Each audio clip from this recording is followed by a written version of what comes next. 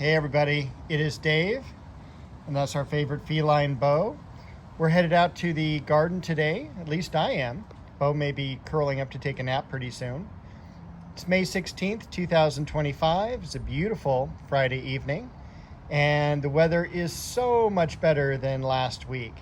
Last week, it ended up being 102 on the day I was filming, and I'll show you a little bit of the damage that was caused, but other than that, we survived it pretty well. Yeah, so let's take a look. The vegetables are growing like crazy, and I'll go through a few of the things we've got here because they're setting fruit. We've got a green bell pepper here. Over here we've got the tomato Arkansas Traveler. Next to me is the Anaheim pepper. Over here, Cherokee Purple, one of the heirloom varieties. I'm going to sneak around this pepper because all the fruit is along the back side here. That is going to be a yellow banana pepper. We've also got some crookneck squashes beginning to form.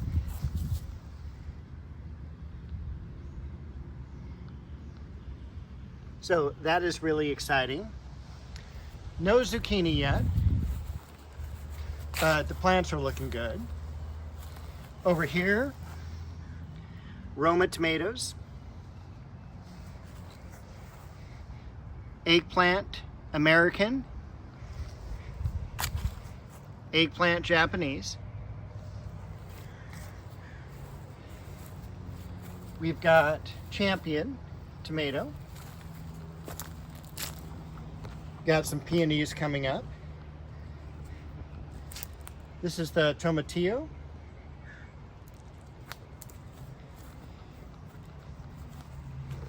And then we've also got this tomato here, which fortunately there's a tag on the front, and this is just a general beef type tomato, most likely just a nondescript beef steak. The Sengogaku Japanese maple did terrific on that 100-degree day. I didn't see any real damage to it, so really happy with that. The tree that I replaced that in that area was the dogwood here. So fortunately the dogwood did pretty good as well. It is in a little bit more shaded area, especially when we get to the afternoon sun, so that should hold it together pretty well for the summertime. And again, this is something that I've moved for 3 years in a row, and it's at least being a good sport about it. The foliage next to it, those are gladiolas, and we've got some beautiful foxgloves still here in the middle of May. The plant leafing out over here, Tabernet Montana, a ton of lamb's ears. And that just came from one 6-pack. This plant back here, I can't wait till that blooms. That's going to have a gloxinia-like bloom. A lot of the roses did get burned and therefore deadheaded on Monday after all the heat was over. We've got some really nice lilies that are coming up, and also a lot of Shasta daisies that are coming into bloom finally. And again, I still need to get back there, and I'm even concerned now since there's an elm tree growing. Look at the beautiful foliage on the crabapple. This is fragrant plum. Picture perfect there. Look at all the buds over here on the lilies. This came up really, really early this year, and looks like we've got 4 strong stalks and 1 semi-strong stalk. So That's pretty good for its second year. This, I don't know what happened to it.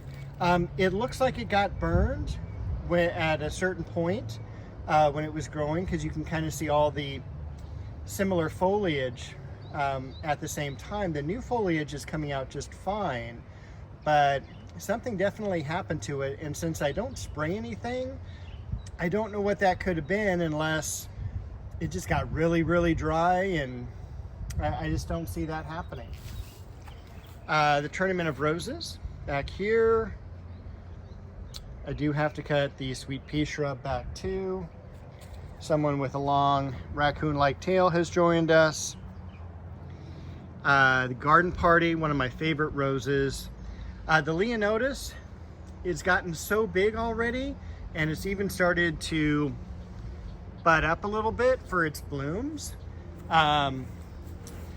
This I had a problem with because I think it pretty much killed off a mugo pine that's back in there, and it hurts me because that was a very expensive plant, because it was a Monrovia Nursery hybrid and it was in a 2-gallon. So I'm sure I paid $40, $50 for that. Got some more lilies here. I was really happy that the multi-grafted plum tree survived the heat without any damage at all. Even the new growth looks really good. Over here, take a look at those stalks on that tree lily. It is an oriental tree lily, apricot blossoms, and it hasn't even budded up yet, and it's already 4 foot tall. But look at that, 1, 2, 3, 4, 5, and 6. You didn't think I could count that high, but I can. That is, again, about a 3rd year from bulbs from White Flower Farms. We've got the catmint blooming. Lynn Anderson, the blooms and most of the roses definitely got cooked. The cherry tree is doing okay. Not terrific. I'm looking for a lot more growth, because especially when you go over here to the apricot. I mean, the apricot is just terrific. I hadn't seen any apricots this year, and last year I got about half a dozen. This is the 3rd year. The plant, super healthy, super green, but just no fruit. So I'm a little sad, but on the good news, some foxgloves are over here, and they're still looking very, very nice. You can see a little bit of sun damage here, some sunburn on the iris. This is an iris nata that has snuck over here and very far away from the clump where it's supposed to be. I need to definitely get in this bed to get some work done. School just ended literally yesterday, and so today I've been busy grading. I'll be doing that for a week with grades and everything like that, figuring out final letter grades, getting those submitted. That is an Arabian Jasmine bloom, first of the year, one of my favorite fragrances. The only other plant that I saw really have some damage was this one. This is the newly planted flowering apricot. Thrilled to have it. The foliage looks great. The plant did bounce back pretty nicely. The only thing, and I'll try to zoom in here, you can see the new growth there was totally brown. I've taken the leaves off already. In fact, there's maybe a couple more here that you can just kind of see damaged just a little bit. Not a whole lot you can do with that. It will sprout out new growth. So this is the hemlock. Look at all the new growth. This is a variety called Moon Glow. All its new growth comes out really quite striking. And again, this is a plant that is generally not the best, not something you're gonna find in Southern California. I can't wait for the daylilies to come into bloom. Got the carnations down here. We've got Bo curled up behind the Tiffany rose there. Hi, Bo.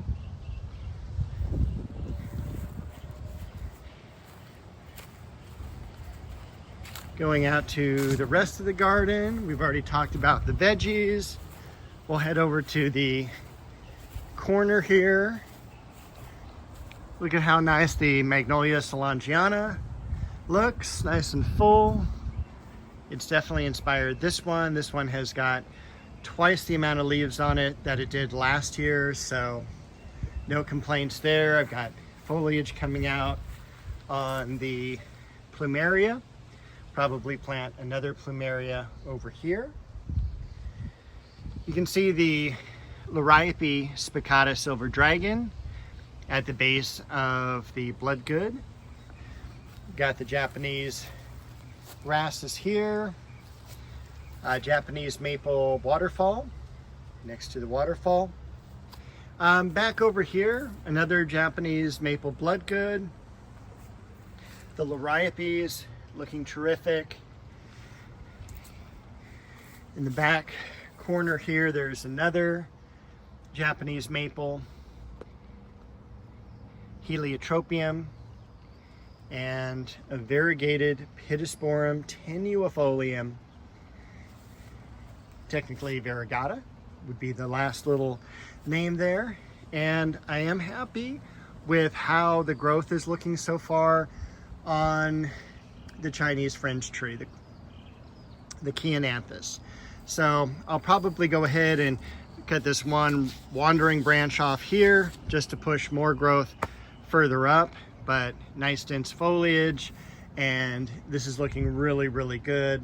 There's also a few lower branches too that I'll cut off to encourage the higher growth and start to get us more shade back here. I will show you the Lamium. Look how beautiful that is. And that is just from a 4-inch container that I planted probably 2 months ago. Some pink clover that I transplanted as well. All right. Down the hill, we've got some more Shastas in bloom. We also had from this plant, this is the yarrow. We've got some colored foliage or colored flowers here. We've got the beautiful pomegranate,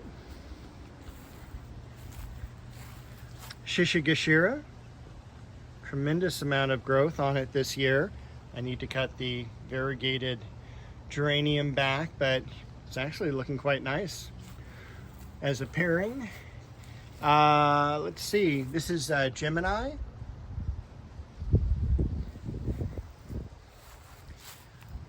Alstroemeria blossoms. Dahlia.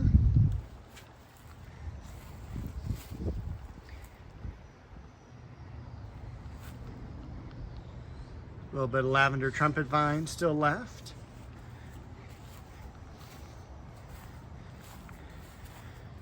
Crimson bouquet. That's Orange Dream, Japanese maple. I will say that I did see some damage too on the new growth of the bee balm. And these are newly planted as well this year. So I'm gonna go ahead and cut those back anyway, just to make them fill out a little bit more, I guess more full would be the name. And I need to move something real quick there. The Forsythia, looking nice. And also, sadly it's the end of the day, so they're not as open as they were earlier. But we've got some geranium blossoms as well here. And bow. All right. Saxifraga way in the back. And I'll probably go ahead and take out any remaining foliage now. There was some foliage out in the rose garden of some daffodils, and that was pretty yellow too. So we're well into May, and that's going to be a really good time for us to go ahead and cut that back. I did do some transplanting of the buckeye tree that is here. The Deutzia, that's done blooming. A couple varieties of Hemananthus there. Plants that I bought 2 weeks ago and haven't planted. One of my favorite blossoms is this Trachelium. It's going to come out as a purple blossom, great for the shade. Look at how many buds are on that Wandering Jew. I'm going to go ahead and plant that back in the corner. Variegated dogwood, lemon verbena, bow, and I think that may be everything. Oh, you know what? I wanted to show you a rose in the front yard. So indulge me just a little bit. And we'll head out to the front.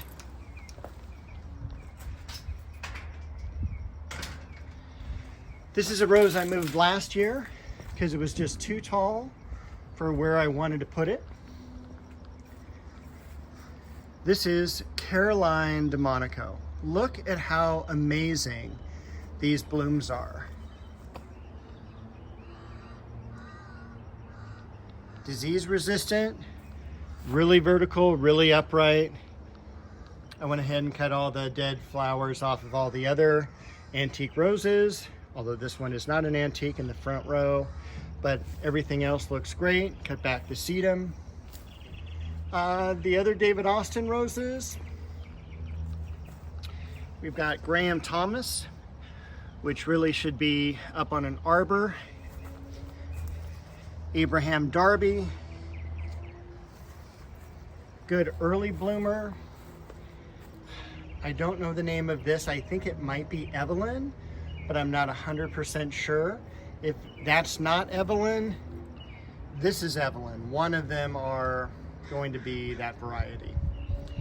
And other than that, the icebergs have kind of finished their first major bloom. And I think that is about it. So why don't I leave you with this shot here of the cut back liquid amber, ficus and camellia. I will see you all next week with another garden video.